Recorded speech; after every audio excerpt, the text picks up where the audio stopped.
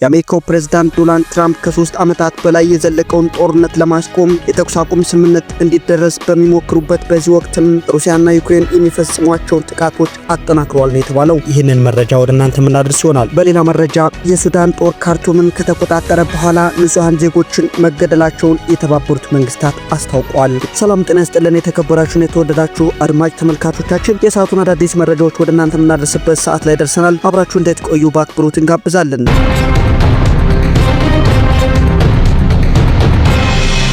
አሜሪካ ፑቲን በተኩስ አቁሙ ላይ በሳምንት ውስጥ ውሳኔ ላይ ሊደርሱ ይገባል ስትል አስታወቀች። ፕሬዝዳንት ፑቲን ስለ ሰላም እንዲሁም የተኩስ አቁም ላይ ያላቸውን አቋም በሳምንታት ውስጥ እንደሚታወቅ የአሜሪካው ከፍተኛ ዲፕሎማት ተናግረዋል። ፑቲን ለዩክሬን ጦርነት በሰላማዊ እልባት ለመስጠት በወራት ውስጥ ሳይሆን በሳምንታት ውሳኔ ላይ ሊደርሱ እንደሚገባም የአሜሪካው የውጭ ጉዳይ ሚኒስቴር ማርኮ ሩቢዮ አስታውቀዋል። ማርኮ ሩቢዮ ጦርነቱን ለማስቆም የሩሲያው ፕሬዝዳንት ውሳኔ ላይ መድረስ አለባቸው ሲሉ በብራስለስ ከነበረው የሰሜን አትላንቲክ የጦር ኪዳን ድርጅት ኔቶ ውጭ ጉዳይ ሚኒስትሮች ስብሰባ ላይ ነው የተናገሩት። የብሪታንያውና የፈረንሳዩ አቻቸው ፑቲን ስምምነቱን በማዘግየት በዩክሬን ላይ ጥቃታቸውን ቀጥለዋል ሲሉም ከሷቸዋል። የአሜሪካው ፕሬዝዳንት ዶናልድ ትራምፕ ከ3 ዓመታት በላይ የዘለቀውን ጦርነት ለማስቆም የተኩስ አቁም ስምምነት እንዲደረስ በሚሞክሩበት በዚህ ወቅትም ሩሲያና ዩክሬን የሚፈጽሟቸውን ጥቃቶች አጠናክረዋል ነው የተባለው። ባለፈው ወር በሳውዲ አረቢያ የተካሄደውን ውይይትን ተከትሎ አሜሪካ ያቀረባቸውን የ30 ቀናት የተኩስ አቁም ዩክሬን ስትቀበል ሩሲያ በበኩሏ እስካሁን ውሳኔውን አላሳወቀችም።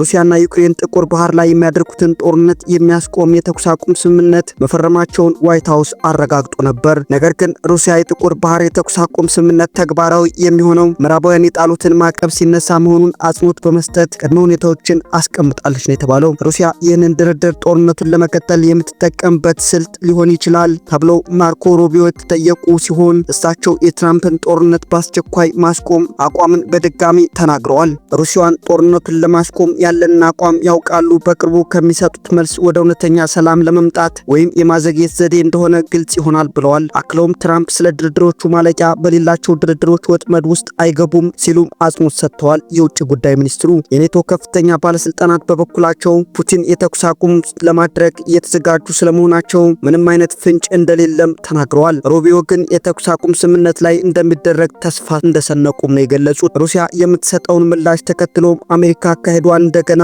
እንደምትገመገም አስረድተዋል። ከ6 ወራት በኋላ ሳይሆን በቅርቡ ሩሲያና ፑቲን ውሳኔ ላይ መድረስ አለባቸው ብለዋል ማርኮ ሩቢዮ። የፖላንድ የውጭ ጉዳይ ሚኒስትር ራዲክ ሲኮርስኪ በተመሳሳይ መልኩ ፑቲን ጦርነትን ለማቆም እርግጠኝነታቸው በወራት ውስጥ ሳይሆን በሳምንታት ሊያሳዩ ይገባል ሲሉ አስታውቀዋል። የዩክሬን ተኩስ አቁም ስምምነት በተቀበለችበት ሁኔታ ፑቲን የተኩስ አቁም ስምምነት ላይ ካልደረሱም የአሜሪካ ትዕግስት መመናመኑ አይቀርም ሲሉ ከሩቢዮ ጋር ውይይት ካደረጉ በኋላ ራዲክ ተናግረዋል። ራዲክ እንደተናገሩትም አሜሪካ ፑቲን ጦርነቱን በማቆም የራሳቸውን ገጽታ የሚጠብቁበትን እድል ለፑቲን ሰጥታለችም ብለዋል። ፑቲን ይህንን የማያሳኩ ከሆነ ግን ሩሲያ ተጨማሪ ማዕቀብ እንደሚጣልባትና ለዩክሬን ተጨማሪ ወታደራዊ እርዳታ ሊሰጣት እንደሚችልም አስታውቀዋል።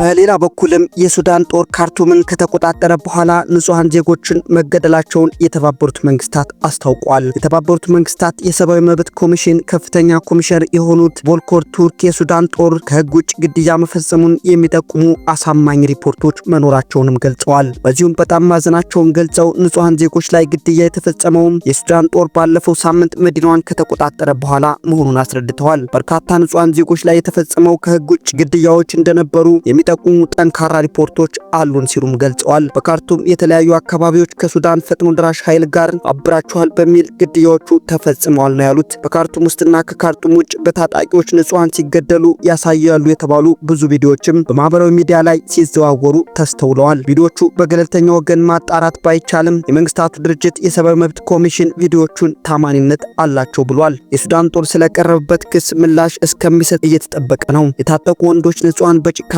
በአደባባይ ሲገደሉ የሚያሳዩ ብዙ አሰቃቂ ቪዲዮዎች አሉ ሲሉ ኮሚሽነሩ ገልጸዋል። አንዳንዶቹ ቪዲዮዎች ላይ ጥቃት አድራሾቹ የሱዳን ፈጥኖ ድራሽ ኃይል ወይም RSF ደጋፊዎች እየቀጡ እንደሆነ ይናገራሉ። ላለፉት 2 ዓመታት የሱዳን ጦርና የሱዳን ፈጥኖ ድራሽ ኃይል ጦርነት ውስጥ መሆናቸው ይታወቃል። የሱዳን የእርስ በርስ ጦርነት በዓለም የከፋው ሰብአዊ ቀውስ መፍጠሩንም የተባበሩት መንግስታት ድርጅት አስታውቋል። የሱዳን ጦር ኮማንደሮች ይህንን የዘፈቀደ ግድያ በአፋጣኝ እንዲያቆሙ እጠይቃለሁ ያሉት ያሉት ኮሚሽነሩ በግላቸው ጥቃት የሚሰነዝሩም ይሁን ወታደራዊ ትዕዛዝ የተሰጣቸው በዓለም አቀፍ ሕግ ተጠያቂ መሆን አለባቸው ሲሉም ኮሚሽነሩ አሳስበዋል። የሱዳን ጦርና አጋሮቹ በአርኤስኤፍ ስር የነበሩትን ሳሬንና ገዚራ እንዲሁም የሰሜን ኮርዶፋን የተወሰኑ አካባቢዎችን መልሰው ከተቆጣጠሩ በኋላም የሰብአዊ መብት ጥሰት በመፈጸም ተከሰዋል። ከሁለት ወር በፊት ጀነራል አብደልፈታህ አልቡርሃን ኮሚቴ አዋቅረው በገዚራ መዲና ዋድ መደኒ የተፈጸሙ ጥቃቶች እንዲመረመሩ ቢያደርጉም ግኝቱ ለህዝብ እስካሁን ይፋ አልተደረገም የተባለው በዋድ መደኒ ደርሷል የተባለው ሰብአዊ መብት ጥሰት ተከትሎ አሜሪካ በአልቡርሃን ላይ ማዕቀብ ጥላበታለች። የፈጥኖ ደራሽ ኃይሉ መሪ መሐመድ ሐምዶን ደጋሎም በጦር ወንጀሎችና በጭካኔ ድርጊት ማዕቀብ ተጥሎባቸዋል። የአርኤስኤፍ ኃይል ሰዎችን በማሰር በማሰቃየት እንዲሁም የሱዳን ጦር ደግፋቸዋል በሚል በመረሸን እንዲሁም በምዕራብ ዳርፉር ጎሳ ተኮር ግድያ በመፈጸም ተከሰዋል። ጦሩ ከዚህ ቀደም ግድያ የተፈጸሙና የሰብአዊ መብት ጥሰትን የደረሰው በተወሰኑ ወታደሮች ነው ሲል አውግዞ ነበር። በመዲናዋ ካርቱም ለ2 ዓመት ገደማ በፈጥኖ ደራሽ ኃይሉ ስር የቆየች ሲሆን በቅርቡ በሱዳን ጦር ይዞታ ስር ገብታለች። ይሁን እንጂ ፈጥኖ ደራሽ ኃይሉ ውጊያውን ለመቀጠል የዛተ ሲሆን ጦርነቱን በሀገሪቱ ሰሜናዊ ክፍል በአዳዲስ ግንባሮች ሊቀጥል እንደሚችልም ተሰክቷል።